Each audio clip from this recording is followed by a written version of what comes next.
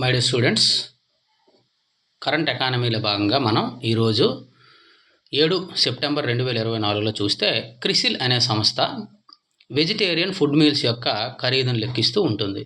దీని ఖరీదు ఆగస్ట్ నెలకి ₹31.20. ఇది ఎందుకు లెక్కిస్తారంటే ఆ నెలలో ఉన్నటువంటి ద్రవ్యోల్బణం ఏ విధంగా ఉందో చూడడానికి లెక్కిస్తారు.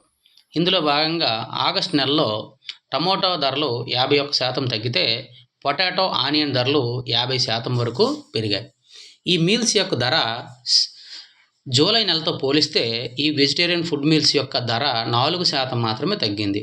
అంటే వీళ్ళ ఎక్స్పెక్టేషన్ ప్రకారము ఆగస్ట్ నెలలో ఇన్ఫ్లేషన్ అనేది, ద్రవ్యోల్బణం అనేది ఎక్కువగా ఉండడానికి అవకాశం ఉంది.